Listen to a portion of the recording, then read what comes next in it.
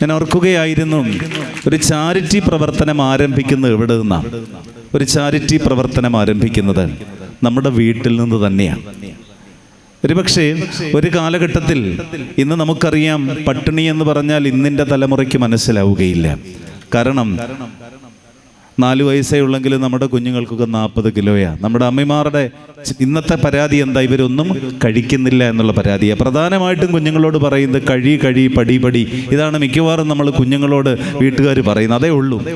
എന്നാൽ ഒരു കാലഘട്ടത്തിൽ ഇവിടെ ഇരിക്കുന്ന പ്രായമായവർക്കൊക്കെ അറിയാം, 19 വർഷങ്ങൾക്ക് മുമ്പ് ഒരമ്മയുടെ ആശങ്ക എന്ന് പറയുന്നത് ഇവർക്ക് എന്ത് കൊടുക്കുമെന്നുള്ളതാണ്. കാരണം വീട്ടിൽ 10ഉം 12ഉം മക്കൾ കാണും. വയറു നിറച്ച് ഭക്ഷണം കൊടുക്കുവാൻ മിക്ക ഭവനങ്ങൾക്കും നിവൃത്തിയില്ല. അന്നത്തെ അമ്മയുടെ ആശങ്ക ഇവർക്ക് എന്ത് കൊടുക്കുമെന്നുള്ളതാണ്. പക്ഷെ ഞാൻ പറഞ്ഞത്, അന്നത്തെ കാലഘട്ടത്തിൽ, പട്ടിണിയുടെ കാലഘട്ടത്തിൽ, നമ്മുടെ വീട്ടിൽ ആരെങ്കിലും ഒരു ഗ്ലാസ് ദാഹജലം ചോദിച്ചു വന്നാൽ നമ്മുടെ അമ്മമാർ ദാഹജലത്തിന് പകരം അന്ന് കുഞ്ഞുങ്ങൾക്ക് വേണ്ടി മാറ്റിവെച്ചിരുന്ന ആ കഞ്ഞിവെള്ളത്തിൽ 4 വറ്റിട്ട് അവൻ്റെ ആ വിശപ്പൊന്നടങ്ങുവാൻ വേണ്ടി കൊടുക്കാതെ ഒരു വീട്ടിൽ നിന്നും വിടുകയില്ല. അതായിരുന്നു ദാനധർമ്മങ്ങളുടെ തുടക്കം. കാരണം വീട്ടിൽ ഭക്ഷണം ചോദിച്ചു വരുന്നവനെ ഒരിക്കലും, വീട്ടിലില്ല എങ്കിൽ പോലും ഒരിക്കലും വെറും കൈയോടെ നമ്മുടെ വീട്ടുകാർ പറഞ്ഞയക്കുകയില്ലായിരുന്നു. നമ്മുടെ ഭവനത്തിലാണ് ദാനധർമ്മങ്ങളുടെ തുടക്കം നാം പഠിക്കേണ്ടത്. ഒരുപക്ഷെ ഈ 10ഉം 12ഉം മക്കളുള്ള കാലഘട്ടത്തിൽ കിടക്കുവാൻ ഇന്നത്തെ പോലെ എല്ലാവർക്കും പ്രത്യേകം കട്ടിലൊന്നുമില്ല. പ്രത്യേകിച്ച് മഴ പെയ്താൽ ഒരു തുള്ളി വെള്ളം പോലും പുറത്തു പോകുകയില്ല, എല്ലാം അകത്തെ വീഴുള്ളൂ. കാരണം മേഞ്ഞ പുരയൊക്കെ, ഓലമേഞ്ഞ പുരയൊക്കെ. ഇന്നാണ് മനോഹരമായ ഭവനങ്ങളൊക്കെ ഉള്ളത്. അന്നീ നിലത്തെല്ലാം കൂടെ കിടക്കും, ഒരു പുതപ്പേ കാണുകയുള്ളൂ. ഈ ഒരു പുതപ്പ് എല്ലാവരും അങ്ങോട്ടും ഇങ്ങോട്ടും പിടിക്കുന്നതുകൊണ്ട് ഇതിനധികം ആയുസും കാണത്തില്ല, ഇത് കീറിപ്പോകും. പക്ഷേ രാവിലെ മൂത്തയാൾ എഴുന്നേൽക്കുമ്പോൾ, അല്ലെങ്കിൽ ചേച്ചി എഴുന്നേൽക്കുമ്പോൾ, ചേട്ടൻ എഴുന്നേൽക്കുമ്പോൾ, പായിൽ നിന്നും ഉരുണ്ടുമാറി കിടക്കുന്ന കുഞ്ഞിനെ നേരെ കിടത്തി ഉള്ള പുതപ്പ് അവനെ ഭംഗിയായി പുതപ്പിച്ച് അവനെ ശല്യമൊന്നും കൂടാതെ അവനെ ഉറക്കിയിട്ട് എഴുന്നേറ്റ് പോകും. കാരണം സഹോദരങ്ങളോടുള്ള കരുതലും സ്നേഹവും ബന്ധങ്ങളുടെ ഇഴയെടുപ്പവും അത്രമാത്രമായിരുന്നു. എന്നാൽ ഇന്നിൻ്റെ കാലഘട്ടത്തിൽ നമുക്കറിയാം, ഇന്ന് നമ്മുടെ കുഞ്ഞുങ്ങൾക്ക് ഭക്ഷണദാരിദ്ര്യമില്ല, വസ്ത്രദാരിദ്ര്യമില്ല, യാതൊരു കുറവും നമ്മൾ വരുത്താറില്ല.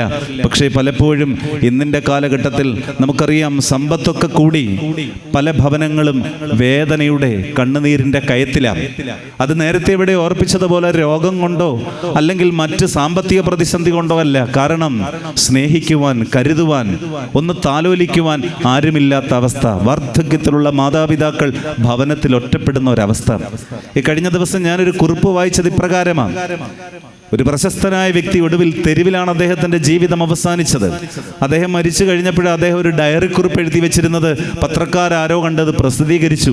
അദ്ദേഹം ഇപ്രകാരം എഴുതി വെച്ചിരുന്നത്: നിങ്ങളുടെ കുഞ്ഞുങ്ങൾക്ക് നല്ല ഭക്ഷണം കൊടുത്ത് വളർത്തുമ്പോൾ, നല്ല വസ്ത്രങ്ങൾ വാങ്ങിക്കൊടുക്കുമ്പോൾ ഓർക്കുക, നിങ്ങളുടെ തൊട്ടടുത്ത വീട്ടിൽ ആരെങ്കിലും വസ്ത്രമില്ലാതെ, ആഹാരമില്ലാതെ കഴിയുന്നെങ്കിൽ ഒരു ഉരുള ചോറ് അവൻ്റെ വായിലൊന്ന് വെച്ച് കൊടുത്താൽ ഒടുവിൽ നിങ്ങളെ സ്നേഹിക്കുവാൻ, നിങ്ങളെ കരം പിടിക്കുവാൻ ആരെങ്കിലും ഇല്ലാതെ പോകുകയില്ല. അതെ, ദാനധർമ്മങ്ങളുടെ പഠനം നമ്മുടെ ഭവനത്തിൽ തന്നെ ആരംഭിക്കണം. അത് കുറഞ്ഞു പോകുന്നുവെങ്കിൽ തീർച്ചയായും തലമുറയുടെ ഒരു ദോഷമായി തീരും. രണ്ടാമതും ദാനധർമ്മം നമ്മെ പഠിപ്പിക്കുന്നത് ഈ പ്രകൃതി തന്നെയാണ്. കവി തന്നെ പാടുന്നുണ്ട്: ഇറുപ്പവനും മലർ ഗന്ധമേകും, വെട്ടുന്നവനും തരുചൂടകറ്റും, ഹനിപ്പവനും കിളി പാട്ടുപാടും, ആ പരോപകാര പ്രവണ പ്രപഞ്ചം എന്നാ പറയുന്നത്. ഈ പ്രപഞ്ചത്തെ നോക്കിയാൽ നമുക്കറിയാം, അതെ, ഒരു പൂ നാം ഇറുത്തെടുക്കുമ്പോൾ ആ പൂവിൻ്റെ ജീവിതം അവസാനിക്കുക, അത് പിന്നെ ഉണങ്ങിപ്പോകും. എന്നാൽ എന്നെ ഇറുത്തെടുത്തവനും എന്നെ നശിപ്പിച്ചവന് ഞാനിനി സുഗന്ധം കൊടുക്കുകയില്ല എന്ന് ഒരു പൂവും പറയുകയില്ല. ആ ഇറുത്തെടുത്തവനും ആ പൂ സുഗന്ധം പകരും, അല്ലേ? ഒരു മരം വെട്ടുമ്പോൾ അതിൻ്റെ തണലിൽ നിന്നുകൊണ്ടാണ് വെട്ടുന്നത്. അതേ, ഒരു കിളിയെ കൊല്ലുവാനായിട്ട് വേടൻ അമ്പെയ്യുമ്പോഴും ആ കിളി മനോഹരമായിട്ട് അവന് വേണ്ടി പാടും. ഈ പ്രപഞ്ചം തന്നെ മനോഹരമാണ്. പരസഹായങ്ങൾക്കായി, ദാനധർമ്മങ്ങൾക്കായി മനുഷ്യൻ ഓർക്കണം, നമ്മൾ ഈ പ്രപഞ്ചത്തെ കണ്ടുപിടിക്കണം.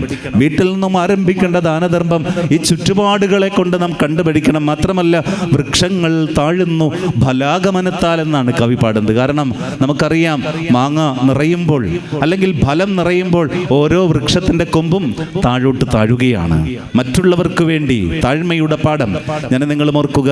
എന്തുകൊണ്ടും തെങ്ങുവിള ചാരിറ്റബിൾ സംഘടന ഈ ഓണക്കാലത്ത് ഈ ദേശത്തിൻ്റെ ഒരു അഭിമാനമായി മാറുകയാണ്. കാരണം ദാനധർമ്മങ്ങളുടെ, ചാരിറ്റിയുടെ പേരിൽ തീർച്ചയായും നമ്മുടെ ജീവിതത്തിൽ ദൈവം തന്നിട്ടുള്ളതിൻ്റെ ഒരു പങ്ക് മറ്റുള്ളവന് സന്തോഷമുണ്ടാകുവാൻ നാം മാറ്റിവെക്കുമ്പോൾ അതിലുപരിയായി വലുതായി ഒന്നുമില്ല. പ്രത്യേകിച്ച് ഞങ്ങളുടെ വിശുദ്ധ വേദപുസ്തകത്തിൽ പറയുന്നുണ്ട്, പ്രവൃത്തിയില്ലാത്ത വിശ്വാസം വ്യർത്ഥമാണ് എന്നാണ്. അതായത് നീ പ്രാർത്ഥിക്കുമായിരിക്കും 7 നേരം, എന്നാൽ നിന്റെ ജീവിതത്തിൽ സൽപ്രവർത്തികളും ദാനധർമ്മങ്ങളും ഇല്ല എങ്കിൽ നിന്റെ ജീവിതം വ്യർത്ഥമാണെന്ന് പറയുന്നത്. വീണ്ടും ഇന്നത്തെ കാലഘട്ടത്തിൽ നമ്മൾ പറയും, കൊടുക്കാൻ ആരുമില്ല, നമ്മുടെ വീട്ടിലേക്കൊന്നും ആരും വരുന്നില്ല. പ്രധാനമായിട്ടും പറയുന്നുണ്ട്, ഒരു വിതയ്ക്കുന്ന ആൾ വിത്തിനെയും വഹിച്ചുകൊണ്ട് നിലങ്ങളുടെ അടുക്കിലേക്കാണ് പോകുന്നത്. നിലമൊന്നും നമ്മുടെ അടുക്കിലേക്ക് വരികയില്ല. ആവശ്യക്കാരൻ നമ്മുടെ അടുക്കിലേക്ക് വന്നില്ല എങ്കിൽ പോലും ഒരുവന്റെ ആവശ്യം അന്വേഷിച്ച് അവന്റെ അടുക്കിലേക്ക് എത്തുമ്പോഴാണ് ദാനധർമ്മം അത് അർത്ഥവത്തായി തീരുന്നത്. തീർച്ചയായും തെങ്ങുവിള ചാരിറ്റബിൾ ഫൗണ്ടേഷന്റെ ഈ നല്ല പ്രവർത്തനങ്ങൾ ഈ ദേശത്തിന് ഒരു മുതൽക്കൂടാകട്ടെ, മാത്രമല്ല അനേകരുടെ ജീവിതത്തിന് ആശ്വാസമാകട്ടെ എന്ന് പ്രാർത്ഥിക്കുകയും ആശംസിക്കുകയും ചെയ്തുകൊണ്ട്, പ്രത്യേകിച്ച് ഈ മകൾ സദസ്സിലേക്ക് എന്നെ ക്ഷണിച്ചതിലുള്ള നന്ദി ഒരിക്കൽ കൂടി അറിയിച്ചുകൊണ്ട്, ഇതിൻ്റെ എല്ലാ പ്രവർത്തനങ്ങൾക്കും ദൈവം ധാരാളമായി അനുഗ്രഹങ്ങൾ നൽകട്ടെ, പ്രവർത്തിക്കുവാനുള്ള കരുത്ത് പകർന്നു കൊടുക്കട്ടെ എന്ന് ആശംസിച്ചുകൊണ്ട് വാക്കുകൾ ഉപസംഹരിക്കുന്നു. നന്ദി, നമസ്കാരം.